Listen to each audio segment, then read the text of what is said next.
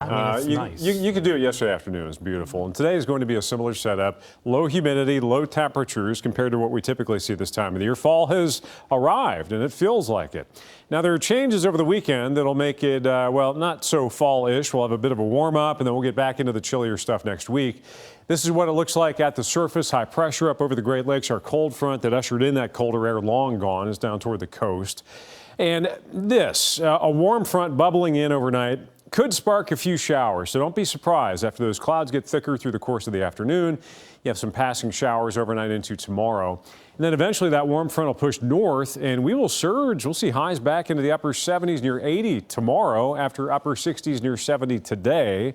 And then a cold front drops in, sparks a few more showers late in the weekend, and drops the temperature back in the other direction on the back end of it. So a little bit of an up and then a little bit of a down, but overall not much of an impact precipitation-wise, thank goodness, over the weekend, although we could use a soaking rain. That's just not in the cards.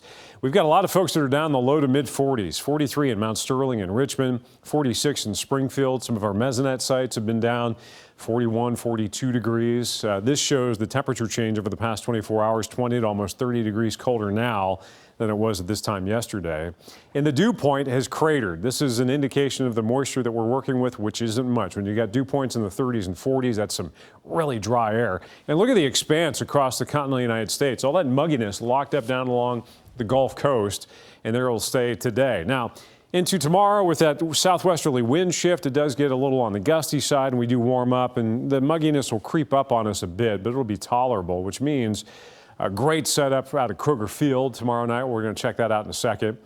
This is not so great. This, of course, is Hurricane Fiona. That little speck right there, Bermuda. And the concern is this storm is picking up forward speed. It's actually dropped 5 miles per hour.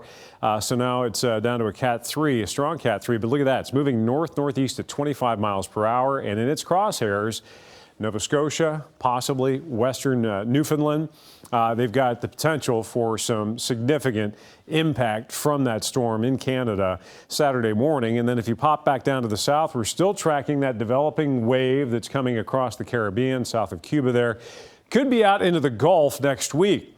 And if you look at sea surface temperatures, one of the necessary ingredients for not only tropical storm formation, but to sustain it, the fuel that it needs, the warmth, you want the temperature to be above 80, and we're certainly there. The bathwater of the Gulf, largely untouched, could be a prime fuel source for what could end up being Hermine, the next name on the list as far as named storms go. So anyone along the Gulf Coast has an interest down there needs to really watch out into next week.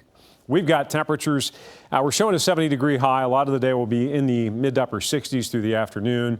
And then you'll notice that cloud cover gradually increasing, some stray showers overnight. For the game Saturday, it's another home game, but instead of noon, this one's at 7 p.m. Beautiful night for that. If we see isolated showers, that would be overnight into Sunday morning. So I think we'll end up partly cloudy to mostly clear as Kentucky takes on Northern Illinois. And there, at the end of the weekend, that low-end chance for showers Sunday. Next week, we cool back down on the back end of that departing front, feeling like fall again with high and dry and cooler temperatures and conditions all the way through much of that week.